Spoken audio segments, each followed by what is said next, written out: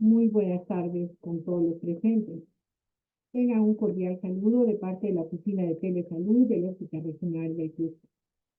En esta oportunidad tendremos una tele-IEC a cargo de la doctora Marjorie Miranda Flores, endocrinóloga de nuestro hospital, con el siguiente tema: diabetes. Los dejo en la palabra de la doctora. No antes aclarar de que las preguntas que deseen hacerle lo hagan mediante el chat. Al final, la doctora responderá a todas sus preguntas. Mil gracias. Los dejo en la palabra de la doctora.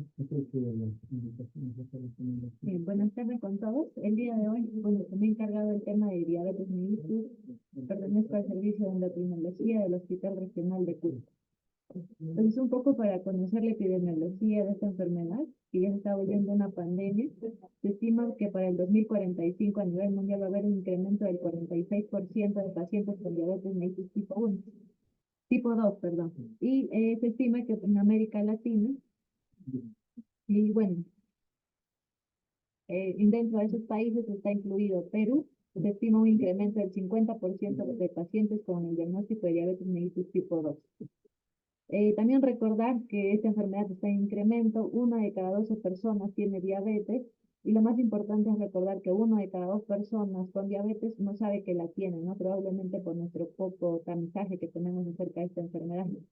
Existen varios tipos de diabetes mellitus tipo 1, que también es importante que el paciente y personal de salud conozca. Diabetes mellitus tipo 1 es un paciente que va a requerir insulina de por vida, es más frecuente que se presente en pacientes que tienen pacientes jóvenes que debutan con criterios de cetoacidosis diabética, también pacientes con diabetes tipo 2, que es el mayor porcentaje, casi el 95% de pacientes que vemos en consulta externa, pues tienen este tipo de diabetes, ¿no?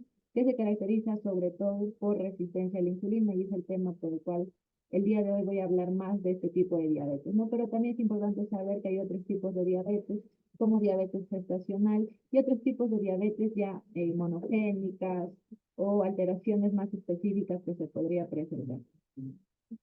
Es importante también conocer cuál va a ser la relación de la glucosa y la insulina, ¿no? Entonces, acá hay un grafiquito para un poco entender cómo va a ser esta relación. Entonces, normalmente nosotros ingerimos algún alimento, este alimento va a ser procesado, va a ser liberado al torrente sanguíneo, y vamos a tener como metabolito la glucosa, ¿no? Que va a ser liberado.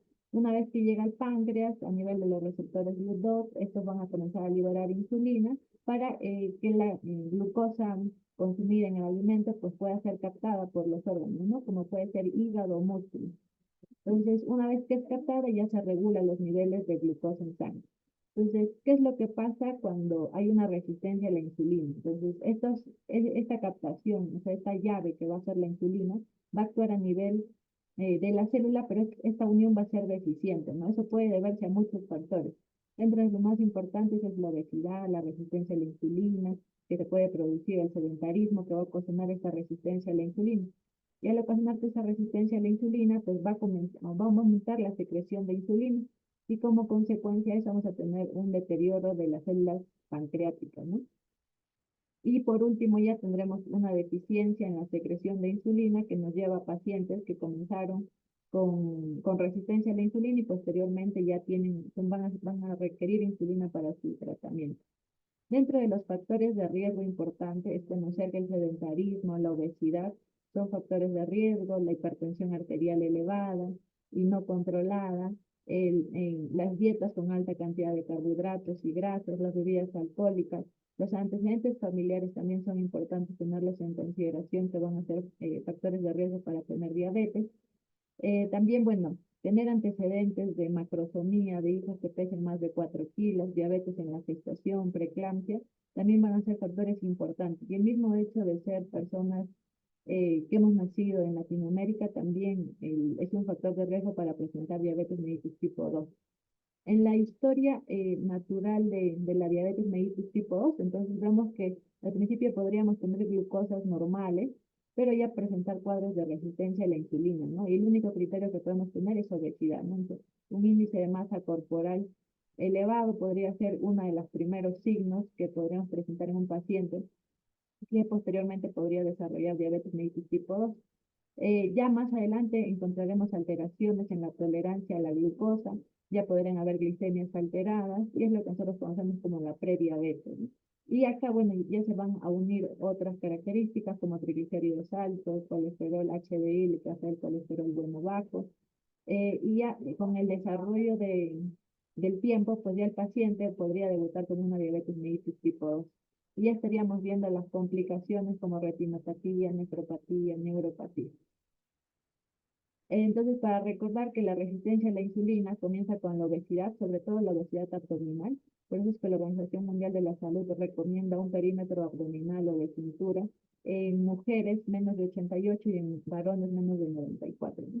Entonces, yo nos estaría hablando de una resistencia a la insulina que va a traer no solo diabetes mellitus como una de las complicaciones, sino también dislipidemia, hígado graso. Recordar que antes las personas morían por cirrosis alcohólica y actualmente vemos más pacientes con alteraciones de hígado graso, niveles de ácido úrico alto. Recordar que también la resistencia a la insulina sumada a la obesidad es un estado proinflamatorio crónico. Van a ser pacientes que, igual que vimos en la pandemia, también van a desarrollar una inflamación crónica y puede llevar a cualquier complicación, ¿no? Ovario poliquístico, hipertensión arterial, y una de las manifestaciones que vemos en los pacientes es la acantosis nígrica. Recordar que, bueno, a pesar de que esta charla es de diabetes mellitus tipo 2, pero eso solo va a ser la punta del iceberg, ¿no? Nosotros a diario nos enfrentamos con pacientes que ya tienen características de obesidad, que tienen un índice de masa corporal elevado, nos vemos que tienen alteración de la relación cintura-cadera, triglicéridos altos, hipertensión, niveles altos de insulina, y probablemente aquí es donde deberíamos captar a los pacientes, porque si es que no los captamos aquí ya nos encontraríamos con glucosas alteradas, ¿no? Y estos pacientes pues ya tienen alteraciones en los niveles de glucosa después de un test de tolerancia y posteriormente estarían desarrollando diabetes mellitus tipo 2. Bueno, los síntomas de la diabetes, pues lamentablemente muchas veces al inicio de la enfermedad no da muchos síntomas, ¿no? A veces pueden presentarse con adormecimientos, calambres en los pies, infecciones urinarias a repetición, mucha sed, mucha hambre, orinar mucho, y que quizás el paciente no le puede dar mucha importancia, ¿no? Y ya llegan con complicaciones. Un signo que frecuentemente vemos en los pacientes es la acantosis nígrica, los acrocordones, que van a ser manchas enfurecidas en el cuello, en las axilas, y que podrían indicarnos, ¿no?, de una posible resistencia a la insulina o diabetes. ¿Y cómo se diagnostica la diabetes? Pues se puede hacer en primer nivel de atención, porque el diagnóstico puede ser como una glicemia basal, una glicemia venosa, en dos valores mayor o igual a 126, pues ya nos hablaría de un criterio de diabetes, pero recordar que siempre se requiere más de dos resultados positivos para diagnosticar diabetes. Ya cuando realizamos los test de tolerancia, o sea, darle al paciente soluciones de glucosa 75% y encontrar valores a las 2 horas más de 200, también nos habla de un diagnóstico de diabetes o una hemoglobina glicosilada más de 6,5, ¿no? Pero en considerar que la hemoglobina debería estar en rangos normales. Ya si encontramos a un paciente con una glucosa al azar con más de 200, mayor o igual a 200 y con clínica de poliuria, polidipsia, polifagia, pérdida de peso o alguna crisis hiperglicémica como cetoacidosis diabética, estado hiperosmolar, pues el diagnóstico ya está establecido de diabetes mellitus tipo 2. Bueno, las complicaciones de una diabetes mal controlada, pues lo principal es la ceguera por retinopatía diabética, pero también recordar que la diabetes puede ocasionar glaucoma, puede ocasionar cataratas. Entonces, estas son complicaciones que ya vemos en pacientes que fueron diagnosticados y que no han sido tratados adecuadamente, ¿no? Otra de las complicaciones, y también quizás es uno de los problemas de salud más importantes, es la insuficiencia renal, ¿no? O llegar a terapia dialítica por pacientes que tienen una diabetes mellitus mal controlada, ¿no? Siempre recordar al paciente cómo son estas terapias, que se conectan 3 veces al día el paciente a una máquina, o estar haciendo diálisis peritoneal todos los días. Entonces son complicaciones que ocasionan mucha carga económica al sistema de salud, pero pueden ser prevenidas si es que se tiene un adecuado control de los pacientes con diabetes mellitus. Y bueno, y en las úlceras neuropáticas o el pie diabético es una complicación que vemos frecuente. Entonces pueden ser úlceras, como recordamos, pues el paciente va a comenzar a desarrollar neuropatías, va a dejar de sentir. Y bueno, esta es una imagen de un paciente de acá del Hospital Regional de Cusco, que acudía por una herida que, bueno, el paciente refería que se había presentado hace 2 semanas, ¿no? Pero como vemos ya son lesiones crónicas, probablemente ya tenía más tiempo de presentar estas lesiones. Y lamentablemente, pues el paciente está buscando ayuda en médico cuando ya tiene una complicación mayor, ¿no? Y probablemente el paciente termine en amputaciones mayores, ¿no? Entonces, lo ideal es captar a los pacientes, así sea en primer nivel de atención, que tengan úlceras y estas puedan ser tratadas, controlar el nivel de glucosa, de presión arterial, dislipidemias, y que estas úlceras puedan ser tratadas en consultorio y no llegar a la emergencia, que probablemente van a terminar en amputaciones mayores, ¿no? Otra complicación muy frecuente que vemos en pacientes diabéticos son los infartos cerebrales, los accidentes cerebrovasculares mayores, ¿no? Infarto al corazón, infarto al cerebro. Entonces, también si un paciente diabético tiene alto riesgo de tener esas complicaciones. Y bueno, lo más importante es que si se puede evitar adquirir todas estas complicaciones en la diabetes, pues la respuesta es simple, ¿no? Si tenemos un paciente que lo hemos captado y es diabético, lo mejor es evitar llegar a todas sus complicaciones. El manejo y el control de la diabetes es un manejo multidisciplinario, ¿no? Entonces, va a comenzar desde la alimentación, que va a ser el pilar del tratamiento de la diabetes. También tiene que sumarse actividad física, donde también podríamos apoyarnos. Para la nutrición podemos apoyarnos de una nutricionista, de actividad física, de médicos de terapia física y rehabilitación. El monitoreo continuo de glucosa con enfermeras capacitadas para poder controlar a los pacientes. El tratamiento farmacológico, también solucionar otros problemas que pueden afectar al paciente, ¿no? Como problemas cardiovasculares o problemas psiquiátricos, psicológicos que puede tener el paciente, explicarle muy bien cuál va a ser el cuidado de los pies y de los dientes en los pacientes y el afrontamiento saludable de su enfermedad, ¿no?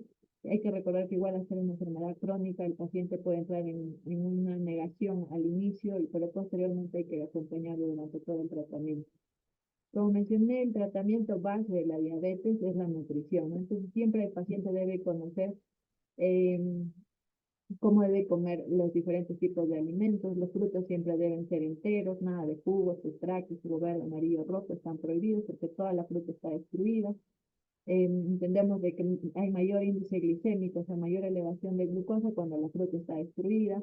Debe conocer la variedad de verduras que hay el paciente. También debe entender la variedad de proteínas que hay y el bajo índice glicémico que implica comer proteínas en el paciente, ¿no? Y también conocer que no es prohibido que un paciente diabético coma pan, ¿no? Pero siempre es que cuando vaya acompañado de proteínas va a tener menor índice glicémico. Lácteos bajos en grasa, menos sodio, menos grasas saturadas y azúcares también podría ayudar al manejo de los pacientes. El método del plato para el tratamiento, para el almuerzo, es un método fácil de explicar al paciente que la mitad del plato debe ser ensalada, una porción de proteínas y una porción de carbohidratos pueda ayudar al paciente a poder manejar de mejor forma los niveles de glucosa, ¿no? Siempre explicar al paciente de que siempre hay momentos, cantidad que va a comer, no necesariamente pues va a ser un plato donde va a tener una mezcla de carbohidratos como arroz, como yuca y frijoles, ¿no? Entonces el paciente debe utilizar el método del plato, la mitad del plato ensalada, va a tener los frijoles y la proteína, ¿no? Que siempre debe estar presente en el paciente. Alimentos prohibidos, como les mencionaba, siempre recalcar, ¿no? Que el consumo de azúcar en el paciente diabético está prohibido, no hay que un poco o debería disminuirlo, ¿no? Que probablemente muchos de los pacientes es lo que comienzan a hacer cuando le dicen que tiene diabetes. Entonces siempre hay que recomendarle que cero azúcar. En la casa de un paciente diabético pues no hay licuadora, no hay extractora para evitar que hagan los jugos, los purés, que sabemos que lo único que tienen son carbohidratos de, carbohidratos ya destruidos, sin fibra, y van a elevar su cantidad de glucosa de los pacientes. Hablar con el paciente de que tiene que comenzar a realizar actividad física y ejercicio, lo cual debe ser supervisado por un médico, que normalmente nosotros lo supervisamos porque hay que recordar que los pacientes pueden tener neuropatías, siempre tienen que estar revisando los niveles de insulina, porque si el paciente puede hacer crisis de hipoglicemia después de hacer el ejercicio, pues siempre debe ser monitorizado, ¿no? Y tanto debe ser actividad aeróbica como anaeróbica, ¿no? Ejercicios de pesa y también debe trotar el paciente. y regular las dosis del medicamento de acuerdo a su actividad física. El control de la diabetes pues siempre va a ser en consultorio, puede ser también en nivel de atención, hay que medir, hay que pesar al paciente, el paciente con diabetes, ya con diagnóstico de diabetes debe tener un índice de masa corporal dentro de lo normal, hay que evitar el perímetro abdominal elevado y hay que tener una presión arterial menos de 130/80. Los niveles de glucosa en ayunas deben ser menos de 130 y 2 horas post comida menos de 180, ¿no? Y siempre hacer la evaluación de cómo está la función renal en un paciente, ¿no? Y hablarle también de la hemoglobina glicosilada, que probablemente es un término que el paciente al principio pueda no reconocerlo, pero es necesario que el paciente sepa qué es el camión de azúcar que nos va a medir a nosotros los pacientes y nos va a permitir si el paciente está o no está controlado, ¿no? Para poder comenzar a explicarle y comenzar con la educación en diabetes, que es la base del tratamiento.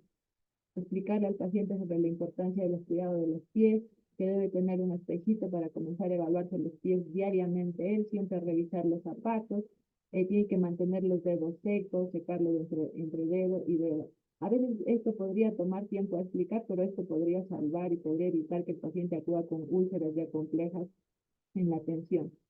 También debería acudir a un podólogo especializado que pueda ayudar al corte de las uñas. Nunca debe usar un calzado muy ajustado, o sea, los tacones en punta o los zapatos de cuero, pues básicamente pueden estar, hay que evitar que los usen, ¿no? Idealmente es un zapato cómodo, que el paciente pueda usarlo y que no tenga mucho tacto, ¿no? También, bueno, algo frecuente que hemos visto es que los pacientes diabéticos, por el clima que hay aquí en Cusco, pues usan mucho las aguas, se colocan aguas calientes y pueden terminar con quemaduras, ¿no? Porque recuerda que el paciente pues sufre de neuropatía, entonces no va a sentir el calor o el frío en los extremos, ¿no? Entonces siempre procurar evitar que usen ese tipo de medidas. El cuidado de la salud oral también es importante en un paciente diabético, mínimo tiene que visitar eh, al odontólogo siquiera 2 veces al año, ¿no? Recordar que el paciente diabético mal controlado podría hacer infecciones severas a nivel de cavidad bucal, ¿no? Y bueno, y el plan de tratamiento farmacológico, como sabemos, siempre debe ser orientado por un médico de cabecera, que podemos utilizar desde fármacos de vía oral y hasta insulina, bueno, y ahora que ya estamos usando análogos de GLP-1. Claro, ya el tratamiento es un poco más complejo, que sería producto de otra charla, pero solo para resaltar que ahora nosotros pues ya damos tratamientos más orientados, cada vez más personalizados, ¿no? Cada vez más personalizados a las complicaciones que pueda tener el paciente, si tiene sobrepeso, obesidad, si tiene complicaciones cardiorrenales, también tiene complicaciones cerebrales o cualquier otro tipo de complicación y también siempre viendo la edad del paciente para evitar algunos medicamentos que podrían complicar al paciente y ocasionarle hipoglicemia, ¿no? También van a explicarle esas complicaciones que podrían tener algunos fármacos en cuanto, en cuando vamos a comenzar a utilizarlos en los pacientes. Y bueno, y eso sería la charla.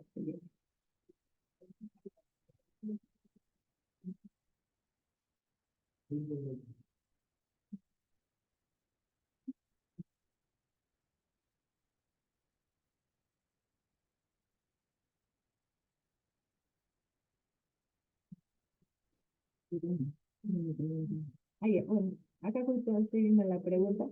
Bueno, la diabetes no se cura, solo se controla. Y eso sí es importante también mencionarle al paciente. ¿Por qué? Porque lamentablemente hay memoria metabólica. A pesar de que el paciente puede estar controlado en algunos meses y puede quizás estar solo una pastillita y tener la dieta adecuada, pues probablemente la diabetes ya ocasionó algunas complicaciones, ¿no? Entonces, mejor explicar al paciente y ser claro y decir que la diabetes se controla, pero no se cura.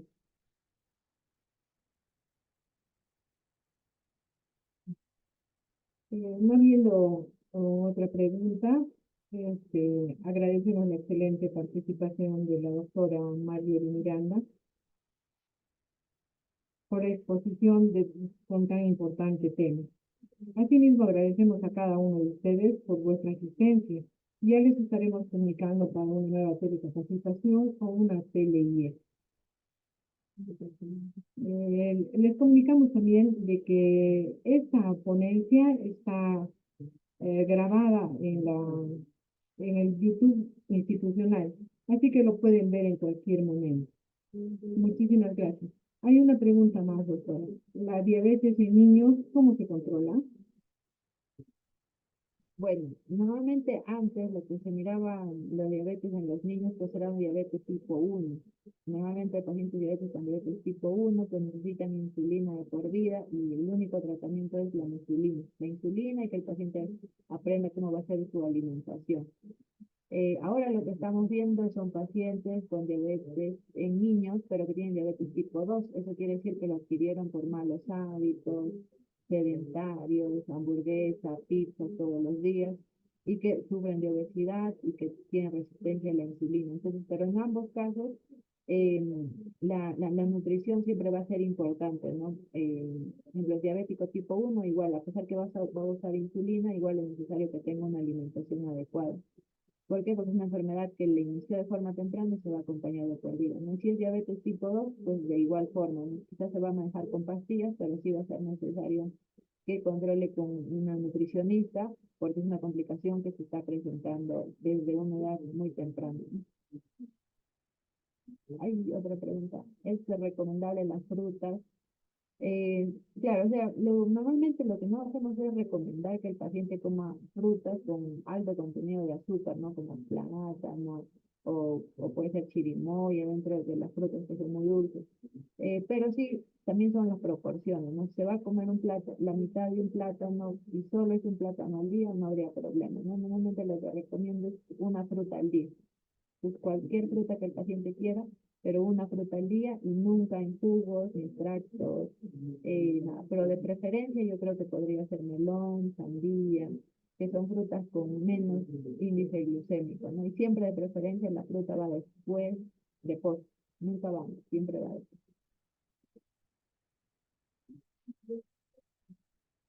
Ahora sí, no habiendo más preguntas, me agradecemos esta participación.